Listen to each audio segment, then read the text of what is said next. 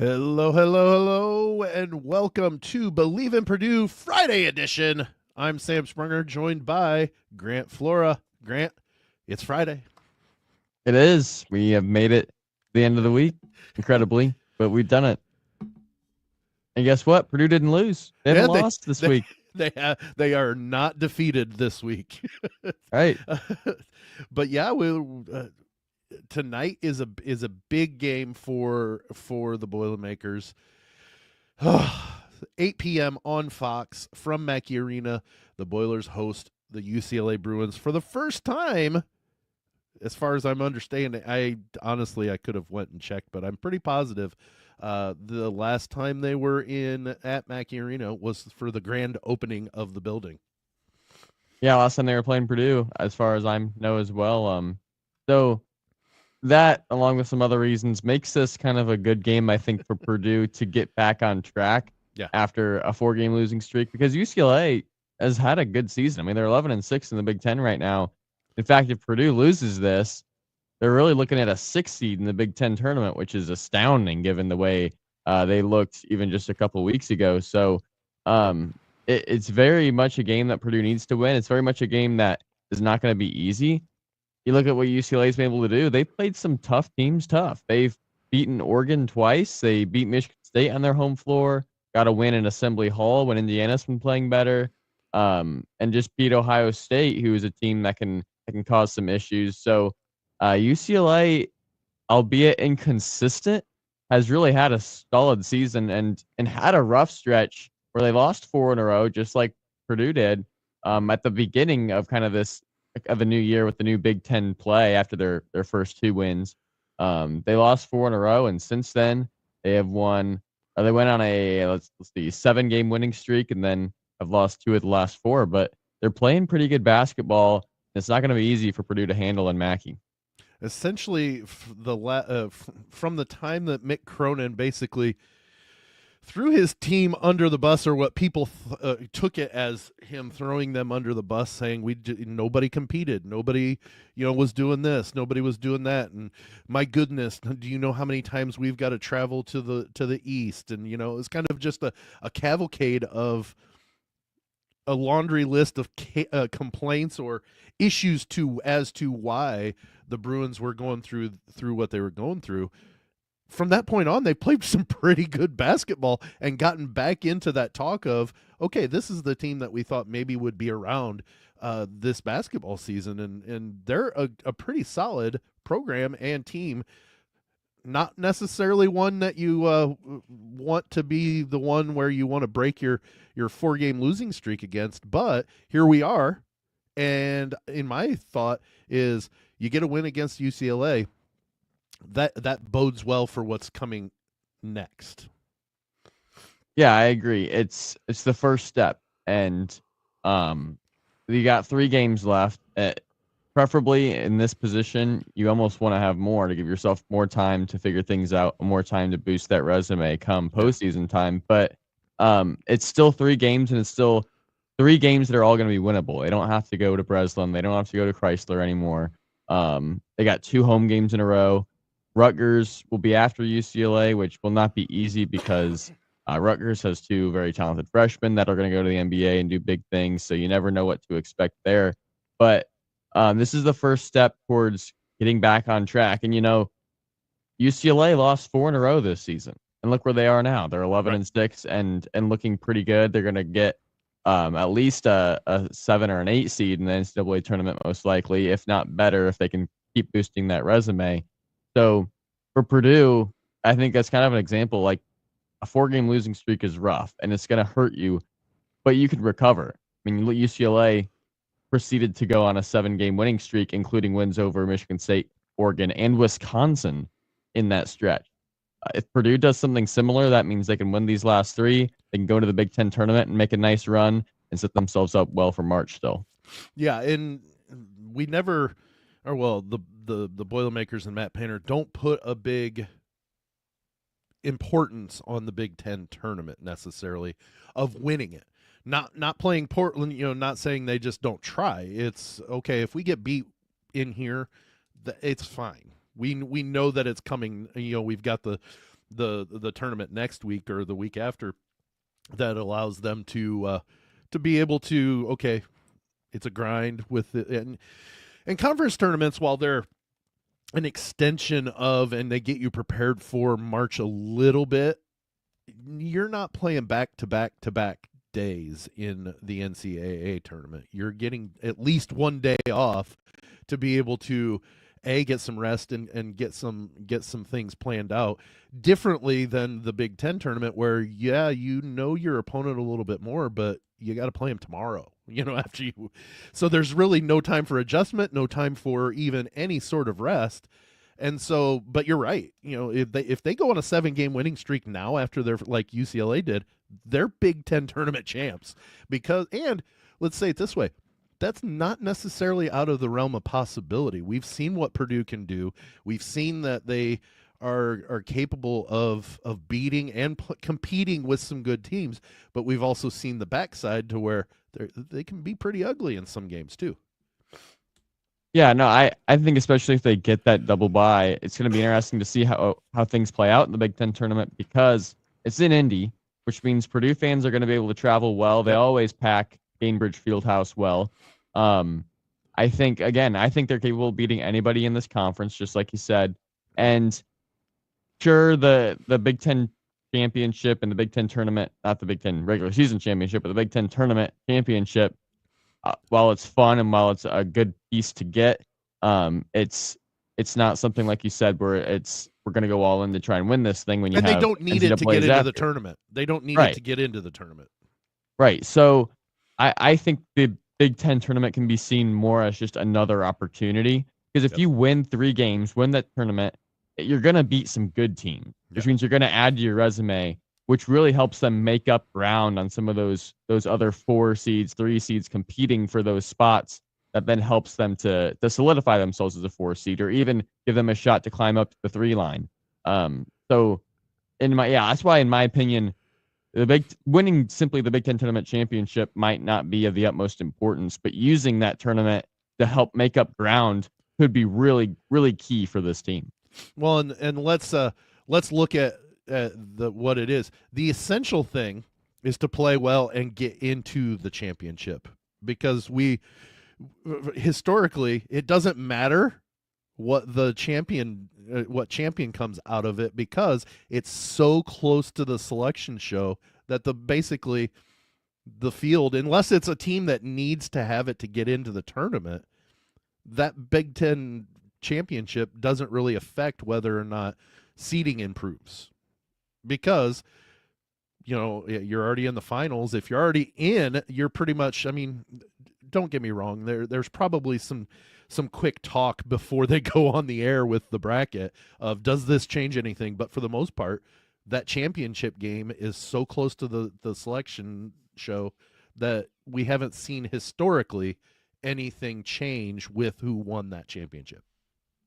Yeah, it's interesting. What I've heard that the selection committee does in these scenarios is they actually have everything finalized Saturday night, and then they have different contingency brackets. What happens if these teams win and these teams lose? And they have different brackets for whatever scenario they need. So in that case, I think the Big Ten championship still does affect that a little bit.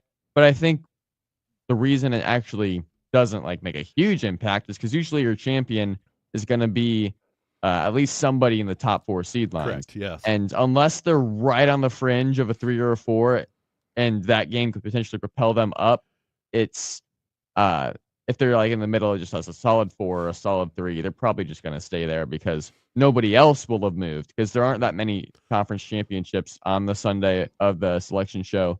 So yeah, most likely on the Sunday there are 4, but the Big Ten is right up against the show. And the only other high major one is the SEC on a Sunday. Maybe one of those conferences. They used to be. I don't know if they still are. I know that they have been historically, but it's at in the early afternoon. So it's done well before 6:30 when that show comes on. Yeah, and you're talking about at most 4 power conference teams that still can change their resumes on that Sunday, which means if you have their contingency brackets, there just aren't that many teams to factor in. And if those same teams playing on that day aren't fighting for the same seed lines, they're probably ending up in the same spot as what And they were. if you think about last year, I think the ACC now plays on Saturday, but North Carolina State was not an in team. They weren't in the tournament until they won their conference tournament, and then we all know they ended up hitting a heater and run into the Final Four until they got to us and couldn't handle what we had to give. But they're very. It is a possibility, but it's one of those that, for the most part, you get a run to that semifinal, to the finals, and you perform well. I'm not saying I wouldn't want Purdue to win the Big Ten championship, but if they perform well and they get to that finals, it's all gravy. I think it's all the icing on the cake for me. Of okay, let's go get a Big Ten tournament championship. But if not, it's okay. We've done what we can to improve. So if they hit a 5 or 6 game win streak from today on, we're getting on the right track for March. Yeah, and even like sometimes the way you play in the conference tournament and even the way you end the regular season doesn't actually mean a whole lot going into March, just as far as your play. We saw Purdue in their 2 deepest runs they've had in recent history, between 2019's Elite Eight run and then last year their run to the final, or to the national championship game. Last year Purdue lost semifinals of the Big Ten tournament. Mm-hmm. That 2019 team lost in the quarterfinals. So like historically, Purdue's teams that do go far in the Big Ten tournament don't fare as well in March. And so, and it's not to say that that's what would happen this year if they were to win the tournament, is that they would lose early in March or in the NCAA's. But it also shouldn't be any reason that we count Purdue out just because they maybe do lose a game early in the Big Ten tournament. You don't write them off like I've seen many writing them off during this 4-game losing streak of, okay, it's done, let's move on to next season. And I'm like, seriously, guys, we have 3 regular season games yet, plus the Big Ten tournament, plus the NCAA. We're going to the tournament. I don't think there's any way that we're not in the tournament. And barring a catastrophe of like these kids get suspended and they can't field a team, that ain't happening. So Purdue's playing in the NCAA somewhere against somebody, which automatically tells you they've got an opportunity. All you have to do, and we've seen it from teams. We just said North Carolina State last year. They can, if they got on a heater. Purdue has a great roster. They have some deficiencies, but they have a great roster that could get them 3, maybe even 4 wins in the NCAA tournament. We might be talking about them in San Antonio. It just is a matter of if they can remedy and fix what has gotten them on this 4-game losing streak. Yeah, and that leads beautifully into the UCLA game, because it has to start now. They have to address those issues, and this is kind of what the doctor ordered, a nice home game against a quality team that you should be able to beat, but also will add to your resume and will kind of build that confidence back up. If they played Penn State or Washington or one of those bottom teams in the Big Ten at home and crushed them, yeah, that's great. It helps you get back on track. But at the same time, the confidence doesn't necessarily get boosted as much as it would if you win a nice game against UCLA. So I think from that standpoint, it shows why this game is really important, and also why Purdue has to be fixing their deficiencies, like you said, because if they don't, UCLA is good enough to make them pay, and they cannot afford a 5-game losing streak at this point. Oh, and I even think UCLA is capable of running them out of the building if they don't fix what or at least remedy some things to shore up the final defense and keep them away from the rim. Starts a little whatever. If there aren't fixes on everything, on parts of everything that's gone wrong thus far, UCLA is capable of running these guys out of the building. I mean, you look at their scoring. Tyler Bilodeau's a big dude. He's a big body. He scores 14 points a game. He knows how to he shoots 50% from the field. That right there, he is capable of shooting the 3. He's 44% from the 3s. So, and a 72% free throw shooter. This kid is a good player. So you've got to take into consideration that, and Eric Daly Jr., he averages almost 12 points a game. shoots over 50%. So you've got a couple of guys that you've got to disrupt them defensively and keep them away from the hoop. That's the biggest thing. Over 130 points the last 4 games in the paint given up by the Boilermakers. That's not normal. Granted, for the previous 2 years, that's not normal for given reasons with Zach Edey, but it's just historically not been what Matt Painter does on his teams do on defense. Yeah, it's definitely going to be a key in just to their season. It's just finding a way to protect that paint. Guarding pick and roll basketball, they got burned so many times against Indiana just on simple pick and roll lobs. Teams are, again, just really taking advantage of their lack of rim protection, and they have to figure out a way to handle that, whether it's a third guy rotating down or something, so that you just can't give up those open looks in the paint. If they spray it out and get a decent look from 3, I'd rather have that than a layup.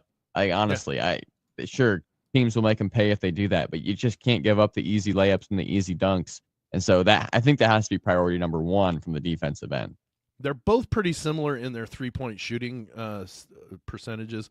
UCLA's 35.5%, which isn't terrible, but it's not the greatest in the world. But of course, you look at Purdue on their side, they're only at 38%. So it's you've got to pick and choose your guys that make your shots. But yes, I'd much rather lose a game by a team going and hitting an abnormal amount of threes compared to what they normally do than the shot you learn when you're in biddy basketball is a layup. That's the easiest shot for a reason. You're close to the rim and you just bank it off the backboard, or if you're tall enough, blessed enough to be tall enough and can jump, you can dunk it. And I'd much rather get beat by a team hitting more threes. Like if Purdue wouldn't have broken down so many times at the hoop against IU and forced them to shoot threes and IU still won, I can accept that a little bit better, because you know what? You can't control how well they're shooting. You can control what they're shooting. Yeah, for sure. And especially given the fact that IU is not a 3-point shooting team. They made 3 the whole game against Purdue. They made 3 the whole game. And that's been happening all season long. Just it's part of what makes people really frustrated with Mike Woodson is pretty much every year he's been there, he's had teams that don't shoot the ball very well. Yeah. Which is especially ironic given it's Indiana University. So yeah, it's just forcing teams to take lower percentage shots and to contest what's there. That's really what defense is all about, especially the way Purdue plays it if they don't force turnovers. We saw on their winning streak, they forced turnovers really well, but their identity as a team in past years and even at times this year has been sitting back, forcing you to take tough shots, getting the rebound, and then going. They don't force those turnovers as much. So, if they're not gonna force those tough looks, then that defensive game plan is just not going to work. All right. Well, we're going to take a quick break for the audio podcast. Excuse me, and we'll be right back to finish up our preview of UCLA and kind of what's going forward from here. The Boilermakers take on UCLA tonight at 8 p.m. on Fox. At Mackey Arena. You're listening to Believe in Purdue on the Believe and Lounge Sports Network. All right, we are back from our break for the audio podcast. Grant, what have we already talked about what you think is the biggest key about tonight's game, or is there another key that sticks out for you that Purdue needs to get going in order to end this 4-game losing streak? Yeah, I mean, I think it starts defensively, like we said, and protecting the rim, forcing low percentage shots. I think guys staying out of foul trouble is really huge. I mean, we've seen that each of these last 4 games. And yeah, they just Pickoff and Wren has got to play a clean game. He's got to play an efficient game. He's got to find his spots. The matchup between him and Bilodeau is going to be really interesting because Bilodeau, like you said, can shoot the 3. He's like their best 3-point shooter. Shoots it at 44% and shoots it at a pretty decent volume as well. So he can step out, and if you don't guard him, he's going to hit it on you, and that's going to force a little bit of a tough matchups defensively with Pickoff and Wren likely guarding him or Caleb First, one of the two. And then you have some bigger guards as well from UCLA. They got a couple of guys that are 6'6" that are going to play at least in those 3-4 spots, which could make life difficult for some of those guards. Sky Clark is a nice crafty point guard. Like they got a lot of different guys that can hurt you. And this is a situation. I don't think UCLA forces a lot of turnovers, but against Purdue, they might have some of those opportunities to do that. So Purdue's got to take care of the ball and be assertive offensively, I think. They average 15.6 on the defense for turnovers. They only turn it over 10.6 times a game. So I think, the rim defense, the rim protection on defense, I think you're right. Also with the foul trouble, that is paramount. Now there are enough things that we could name off 5 or 6 different things that that Purdue needs to change or fix. I think the rim protection is the first and foremost. You've got to put a stop to that, or at least stop the free flow that it seems that is happening every game to the hoop. That, the foul trouble, and forcing turnovers. Braden Smith had a horrible game in most aspects against IU. He had 6 or 7 turnovers. He only had 5 assists. Like, he turned the ball over more than he assisted. He only had 8 or 9 points. We've seen him be able to not score a lot, but he does everything else right. He didn't score and he didn't do much else right. So, but forcing the turnovers for those steals or playing enough hard-nosed defense on the guards that force bad passes. That's what we need. Those, I think, are the 3 main keys for Purdue to get a W tonight against a formidable opponent and a pretty good quad 1 win, with that. Yeah, and actually, I didn't realize UCLA forced 15 turnovers a game. Yeah. That's actually quite a bit. Yeah. So taking care of the basketball is going to be really important for Purdue. And it starts with Braden Smith, like 6 or 7 turnovers in a game, uncharacteristic and unacceptable. Really, if he's going to turn the ball over that many times, it really makes life difficult for Purdue. Yeah. And I get it. Like he handles the ball primarily a lot more than anybody else on the team. Means he's going to turn it over more times. But he can't turn it over more than he assists. Right. That's just not going to get it done. And 6 turnovers, no matter how many times you assist, is still just too many. Right. And so, yeah, he's got to do a better job of that. I think Fletcher Lawyer, if he plays more like he did against IU, that's perfect. I mean, that was one of the bright spots in that game is Fletcher Lawyer scored 20. He was efficient. He looked aggressive for most of the game. If you get a performance like that out of him, then that's perfect. And then Trakoff and Wren, again, he didn't have as great of a game against IU either.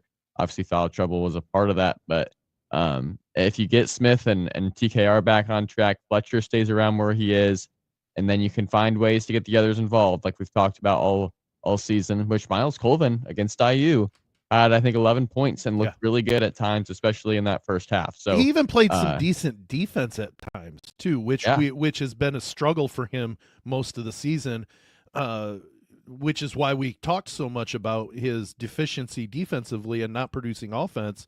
Is he going to lose minutes? If he starts becoming what he did at IU, then okay, let's get him some more minutes because he played better defense and he put some offense on the board too. Yeah, for him it's consistency, but if you get him in that position where he's just going to be able to shoot the ball well, I mean, it felt like every time he got open, he was making it, and it wasn't just a 3, it was a mid-range. Right. I mean, he started to miss more, I think, later in the game, but he had that stretch where he looked really good. And Cam Heide has looked better too. He hasn't scored like a ton of points, but I feel like his shot just looks better. And I feel like when he gets it open, he's hitting at a pretty good clip, even though he's not taking a lot of shots. So those little pieces are still coming along. If Smith and TKR find their rhythm again, play like they did when they were on that winning streak, Fletcher plays like he did against IU, the pieces can still come together. It's just a matter of will they come together at the same time and at the right time. Yeah, and we're not delusional to think this is all going to happen overnight, but with the time off from that game in Bloomington till tonight when they play at Mackey, there's enough time to fix some of the things and start on the trek to getting back to where they were in mid-season performance or form when they were 19-5. I mean, Purdue was looked at as one of the top 2 seeds at that point. So to tell me that, oh, they've just been, they finally exposed. I think what it was is they hit a slump and they played a bad string because they had a tough string coming through. I'm not going to apologize for my optimism, simply because while I am a fan, I'm a realist, and I can see that they do have pieces. They have the talent to make a good, strong run, and it's just got to start. And these things will take a little bit of time, but they can be fixed. That nothing's so catastrophic that you go, yeah, we're lost. Yeah, I mean, like you said, it was a rough stretch at a rough time. This Purdue team hitting a slump, if they have a couple of games against weaker opponents at home, still finds a way to win those games, still kind of gets their rhythm back. I think that loss to Michigan must have done more than what we really even thought. Like, it looked like, yeah, they lost, but they still played a pretty tough game at Michigan. Not the end of the world at all. But the way they looked against Wisconsin, that was just, it was really demoralizing, given the fact that they led in the game, lost at home, and just didn't look good at all in that second half. And that just started to breed the fire. And next thing you know, they lose a game at Michigan State, lose a game at Indiana. And those are games that, if you don't play at your best and you don't take advantage of the windows of opportunity that you have, you're not going to win those games. And with the slump they got in, that's exactly what we saw. Well, we got some help from Maryland Wednesday night at Maryland. Michigan State hitting the just past half court 3 to win the game, pulls Purdue back into a tie for 4th. And right now, that's between them, UCLA, and Maryland. So Purdue, Maryland, and UCLA. Purdue beats UCLA tonight. They are the 4 seed, and they then control their own destiny because they've got the tiebreaker over Maryland. So as long as they stay tied with them, they will get the higher seed out of the 2. Excuse me. And they'll have obviously the tiebreaker and the lead over UCLA in that race. So it's pretty important for the fact of, if you want that extra day off before the Big Ten tournament, you got to keep what you've got to remedy stuff, and B, you've got to hold your serve. And luckily at this point, Michigan State brought Purdue back into control of their own destination.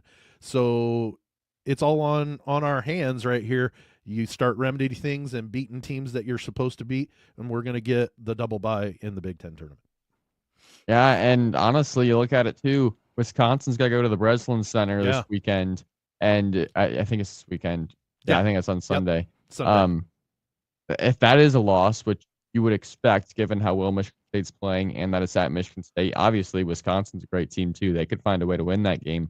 But if they lose to Michigan State, they have at Minnesota versus Penn State. Both games you would expect them to win, but you never know. One of them's a road game. If they drop 2 games, then Purdue pulls right back into 3rd. And that's obviously even better. So I don't expect that to happen necessarily, but it's possible for sure. Well, so you've got a Minnesota team who is fighting to make it to the Big Ten tournament. So unless they,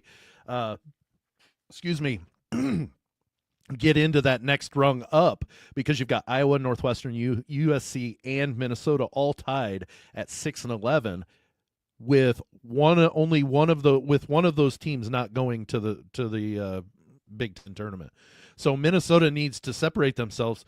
It's at home against Wisconsin. Wisconsin has shown that they can, while they can shoot the lights out on the road, they can get beat on the road, or beat, period. They lost a heartbreaker to Oregon, and it's just one of those that it could get them to the 3 seed, but the big thing is Purdue's keeping their serve, and they'll still have that double bye, and that's what we've got to hope with it starting tonight, 8 p.m.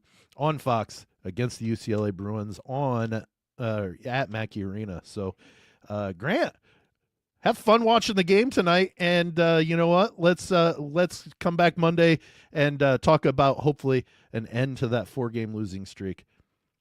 Sounds good. All right. Thanks for joining us on this Friday edition of Believe in Purdue. For Grant Flora, I'm Sam Sprunger. We'll see you on Monday.